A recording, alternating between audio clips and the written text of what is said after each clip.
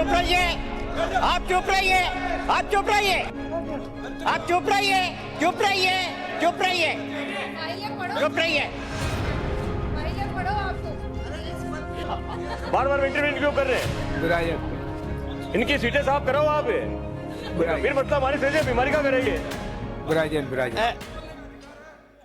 मुझे इस बात का अफसोस है और दुख है कि भारतीय जनता पार्टी के मौजूदा नेतृत्व ने राज्यपाल महोदय से इतनी असत्य बातें कहला दी जिसकी कोई साधारण आदमी कल्पना नहीं कर सकता। मैं आपका ध्यान, आपकी आदत है, आपकी सरकार की आदत है, आपके नेताओं की आदत है कि असत्य बोलो और जोर से बोलो। मैं आपको जहां से आपने ये 2024 का राज्यपाल महोदय का अभिभाषण है जिसका पेरा नंबर 20 है, इस पेरा नंबर 20 में आपने क्या कहा था कि गरीबी उन्मूलन को लेकर सरकार का संकल्प एक वास्तविक संकल्प है।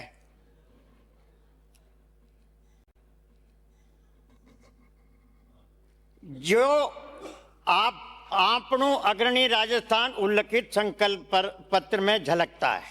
अब आप आगे देखिए, हमारी सरकार हर गरीब को निशुल्क अन्न की गारंटी देगी, हर गरीब को, हर सिर पर छत देगी, छत की गारंटी, हर घर में नल से जल की गारंटी, हर हाथ को काम की गारंटी, हर घर में बिजली की गारंटी और हर खेत में पानी की गारंटी और हर महिला को सुरक्षा की गारंटी देगी। ये आपने बोला है। मुझे अफसोस है कि जो 2024 के पुराना अभिभाषण पढ़ो, आप लेके आए, जिसमें आपने हर घर को गारंटी, बिजली की गारंटी, बिजली की गारंटी, नौकरी की गारंटी, हर प्रकार की गारंटियां दी सन 2024 में। दे दी आपने, हर घर को बिजली दे दी, हर आदमी को नौकरी दे दी, हर आदमी। आप पार्लियामेंट अफेयर्स मिनिस्टर हैं, आप सुने, आप सुने, तो आप बिना उनसे पूछे कैसे बोल रहे हो? ना, मैंने इंगित नहीं किया, मैंने इंगित नहीं किया।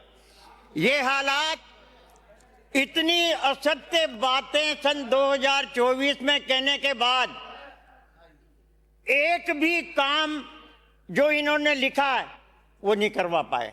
तो इनकी आदत में है, हर घर को गारंटी नहीं, हर व्यक्ति को काम नहीं, हर घर में बिजली नहीं, हर घर में नल नहीं।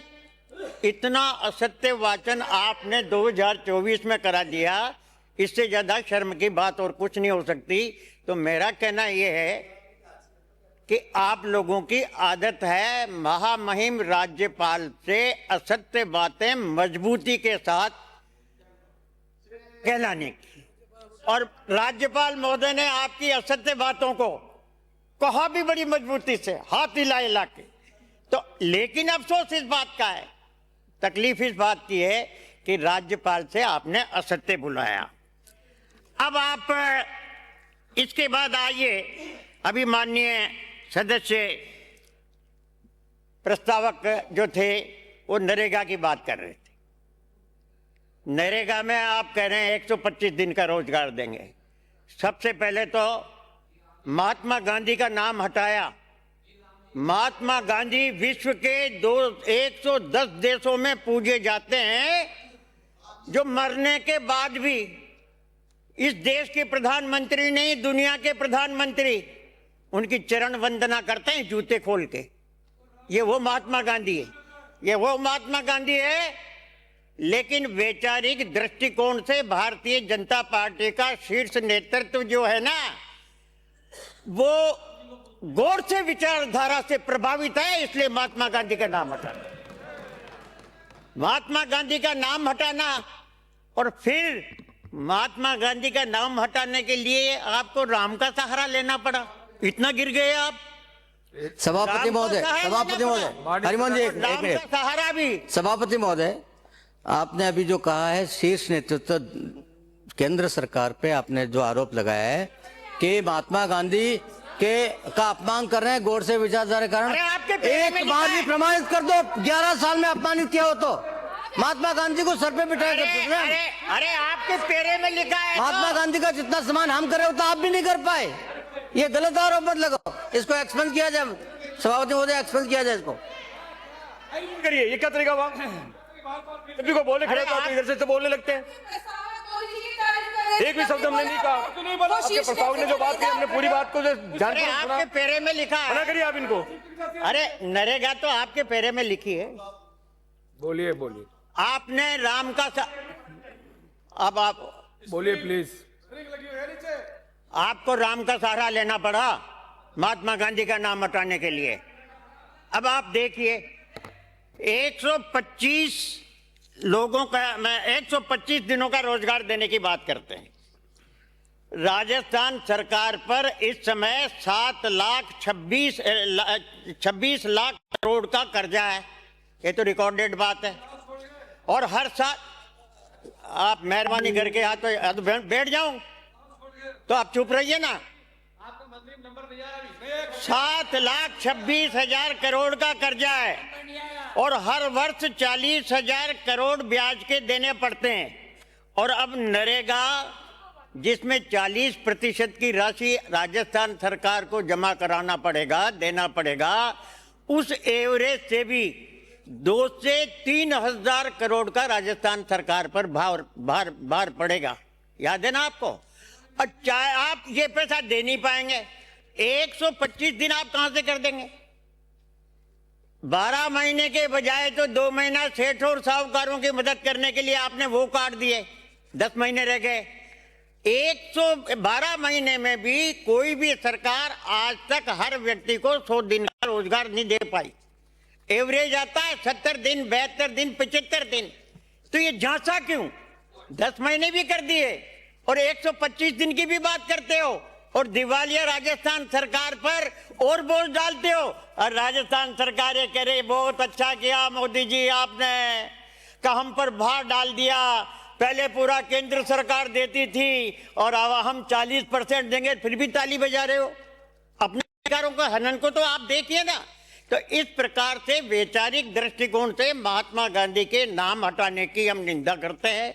और आपने कानूनन भी, विधिवत रूप से भी अधिकारों का हनन छीना कर। आप चुप रहिए, आप चुप रहिए, आप चुप रहिए, आप चुप रहिए, चुप रहिए, चुप रहिए, चुप रहिए। पहले पढ़ो आप तो। 2-3 माने सदस्य बैठे, माने जगह है वो है, इनकी सीट जो है वो थोड़ी साफ करो। चुनने खा रहे हैं बैठ बैठ करके। 2 मिनट, हर 2 मिनट बाद ये खड़े होते हैं, हर 2 मिनट बाद खड़े होते हैं।